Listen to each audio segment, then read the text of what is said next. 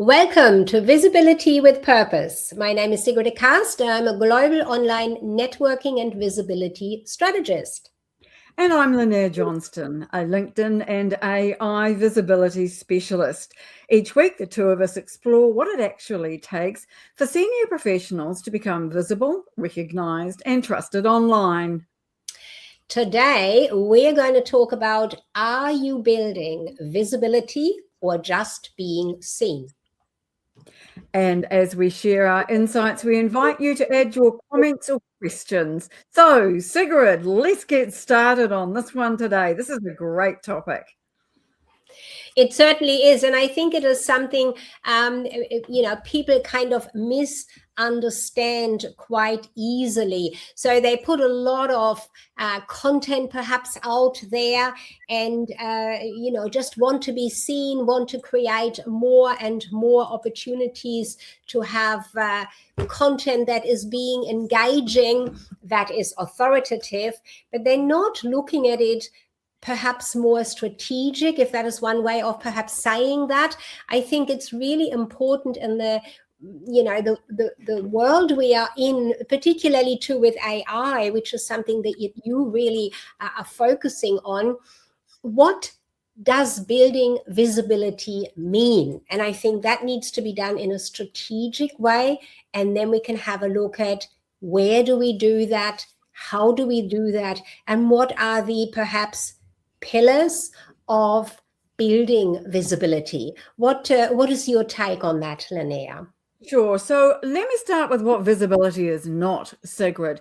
Visibility is not putting up a bunch of posts for a week or even just a month and then disappearing.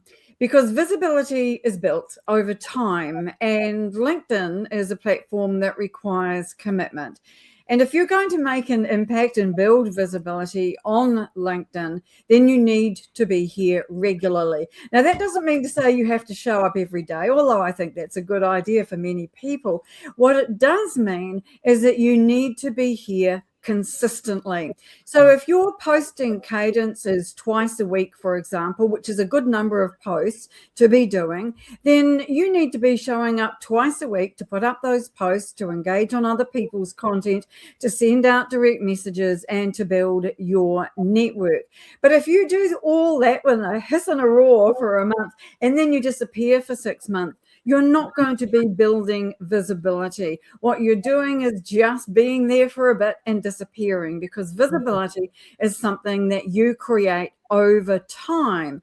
And as you've already mentioned, that flows into AI, and we want to be visible to AI because it's all part of the LinkedIn ecosystem these days. And that does not reward a big amount of content all at once and then a disappearance. It rewards signals over time that you know what you're talking about, that you have good quality content that adds to the conversation, and over that time is how you build visibility. But a lot of people don't see it that way, Sigrid, do they? No, not at all. I mean, some people kind of just put something out there, as you say, and hope that it is being seen, and then they wait a long time and put something out again. This creating visibility or building visibility is definitely a longer term way of being seen and being visible. But also, Lynnaire, the trust factor comes back in here. We can put a lot of content out there, and if we are not with it also creating the visibility that shows, oh yes, I saw this, and then I saw this again, and now I'm starting to trust this person because they are consistently there. Consistency does send the signal of trust. Is this person always there? Are they reliable? Can I trust them to be there, not just this week and next week, but in 2 or 3 weeks or months' time as well? And I'm reminded of somebody recently who said this on one of my networking events.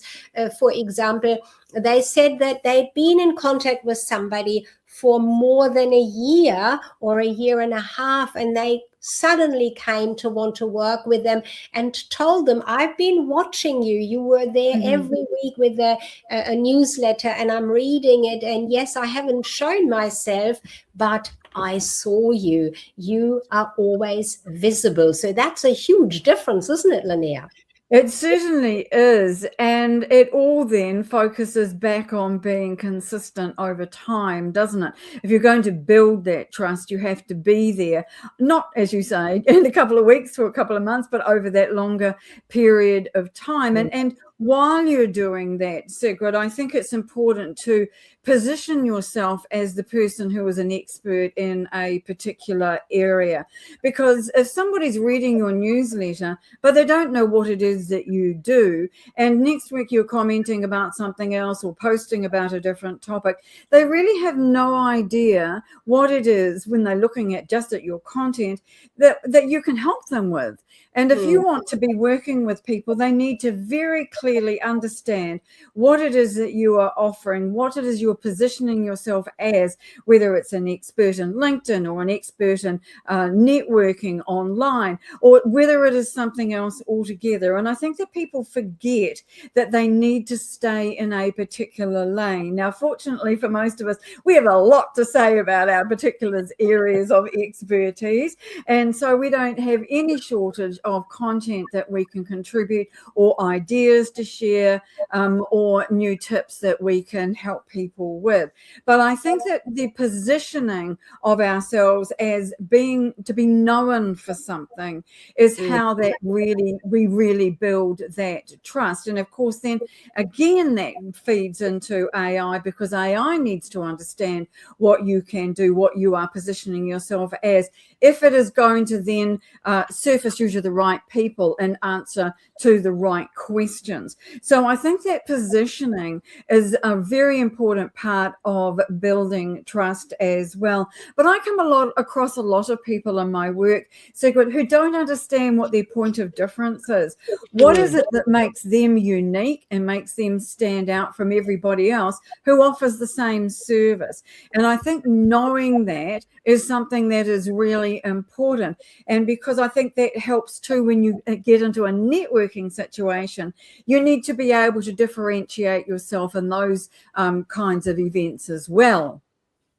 Absolutely. That's a really interesting and important point. And I just want to tap into, when you're talking about, the positioning. So yes, we're talking about content on one hand, and not too much, but regular, consistently, to build the visibility, and with that, the credibility that you are there ongoing.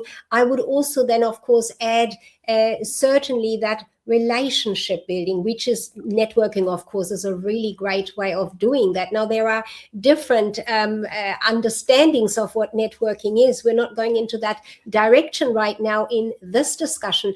But if you're thinking that, networking, I want to go and talk to people, is what I would say there, then you need to be clear on who you are and what you do.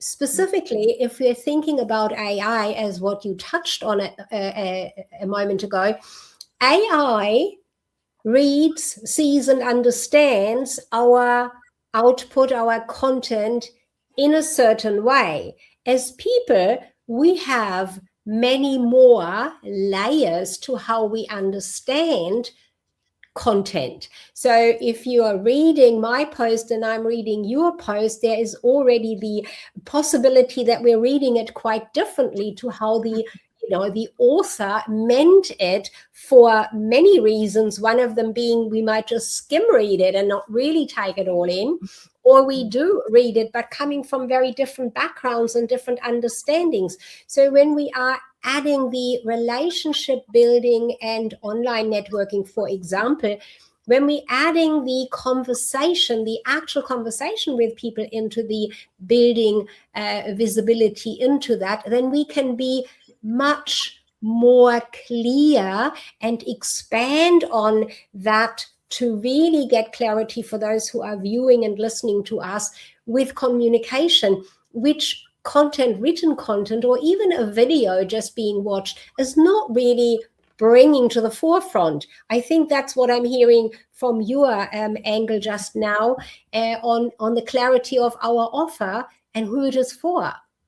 Yes, and also I think it's important to take a bit further what you were just saying, is that content can do one job, but building relationships requires a different level of activity. It requires going to networking events. It requires reaching out to build connections and invite people to connect. And it requires you to then follow up with direct messages and to be able to see how people are responding to that, have conversations with them, find out where their areas of interest are and where you've got crossover and synergies. So all of that, I think, is helping to build trust that might start out with your content, because content might spark interest, but then you need to build on that if you're going to build trust with them, which sort of takes us back to the topic, really, doesn't it, about content building trust, because I think it's a starting point, Sigrid. But for anybody who thinks that's enough, then I'm here to say that no, that is not the case. You have to do a great deal more than that if you're going to want people to trust you enough to be able to reach out to you and ask whether it's possible to work with you. For sure. Now, Lynnaire, I'm going to take this back to a point you mentioned a little earlier about putting out content consistently. So even if it's 2 times a week, for example, and I mean, that is really what I'm aiming for. Some people may say, but is that enough to build the visibility? So how would you look at it from your perspective on being there consistently twice a week? Is that enough to build visibility? It is, particularly if you do it week after week, month after month, year after year. If you just do it for 2 months, then that's not building visibility. That's building just a temporary presence, because then you will disappear. So my suggestion about the frequency for posts on LinkedIn is do as much as you can maintain over the longer haul. It's not just about now when you might have plenty of time. It's what happens when you get busy and you don't have as much time to put into your LinkedIn content, because AI has now caught up and it is not being trained on information that is 6 months or a year old. It is now being trained on information that has gone up online this week. And so if you are not continuing to add your new content on a regular basis over time, then you are not going to be picked up by AI and cited in answers to business questions. And of course, isn't that what we all want, Sigrid? We want people, when they reach out to us and we say, how did you find us? We want them to be able to say, I found you either on LinkedIn or I found you via AI. And that takes commitment over the long haul. And I think, I mean, that's what we usually, most of us, go into business for, to be there for the long haul. I mean, we don't just jump in there for 6 months or something like that so that we want to just be seen in that period of time, but it is for the longer time, so that visibility needs to be built, and it does naturally, step by step or week by week, if you want to say it like that. So it doesn't have to be every day, 5 times a day. It has to be consistently, and 2, 3 times a week is plenty to build that visibility. And I think we can also put into this here. So we have content for visibility, we have a video for visibility, we are connecting with new people regularly for, having new people in our network to be seen by more and perhaps even by their network. And so we can have a really close look. Adding networking online particularly is another good way for that relationship building, that creating the trust through being there live in a room, being live streamed as I do into LinkedIn, for example, is really a very different and powerful way as well. So you can create, what shall we call them, pillars of your visibility in all those different areas. I also always like when you come back to messaging with people directly, that's also building visibility, isn't it, Lynnaire? If we keep messaging our existing network, would you agree? Absolutely, because it keeps you top of mind. But I think it's worthwhile bearing in mind, Sigrid, that not everybody wants to receive messages from us. And those are people who may or may not become clients in the longer term. But it's being visible to the people who actually want to hear from us. I think that's the most critical thing, certainly in the early stages of a relationship. And once they do get to know who you are and you've shared a few messages, if that tails off a bit for a while until you bring it back again, say a few weeks later, then you're never going to be accused of trying to go overboard or to spam or send information that people aren't interested in, because you haven't done that. You don't do that in real life, and so you shouldn't be doing that online either. So the cadence of your messaging through your direct messages, I think, should mirror how you would normally communicate with people that you meet at networking events. And so you might share a few messages with them, have a few meetings with them first of all, and then let it go for a bit, and then pick it back up again when there's a new reason to do so. So I think doing it that way on LinkedIn makes an awful lot of sense. But what I don't think makes sense is connecting with people and ignoring them. That, I think, is a real problem, and it doesn't build trust. When you do that, you need to start forming a relationship with those people who are willing to have one. But as I say, Sigrid, not everybody's always willing to do that, as you know. That is so true. You know, some people, you do wonder why they connect with somebody, whether that is sending out their own connection request or whether they're accepting one. You know, I always message when somebody newly connects with me. I always give them an introduction to who I am and what I do. And not everyone, of course, comes back. I think it's a little bit sad.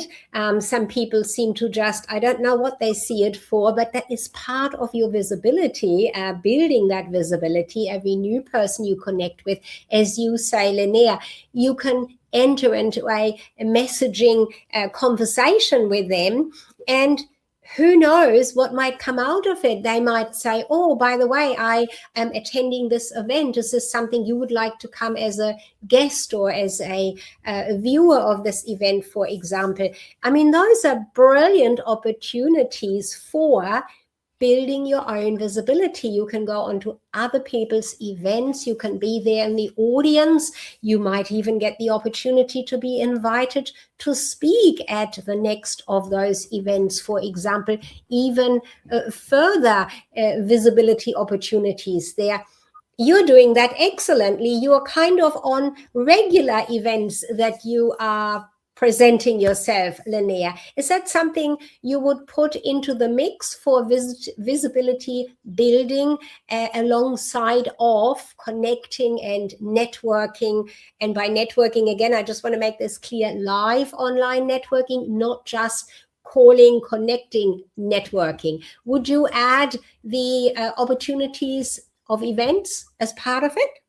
Absolutely. And there are two sides to that, of course. They've got hosting an event and attending an event. Now, anybody can attend an event, and we are usually always seeing invites to different events being held on LinkedIn. And those are very good networking opportunities where you could go into the comments, see who else is at the event, and then build a relationship with those that you feel you have some synergies with.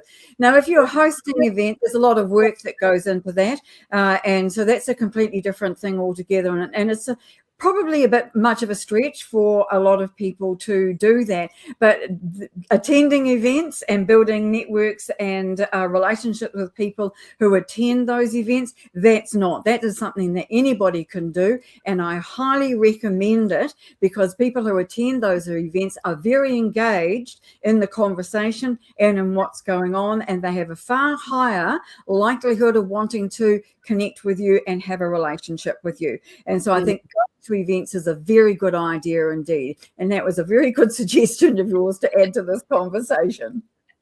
Thank you. I think that is just something that stands out to me every time in the online networking that I offer, because I always encourage people to go into the comments of the event and engage, introduce themselves, and also connecting with those other people that did register for the event, because obviously they are interested in the same topic of the event. When it is networking, naturally they want to network. So I would assume everybody who registers wants to connect with somebody new.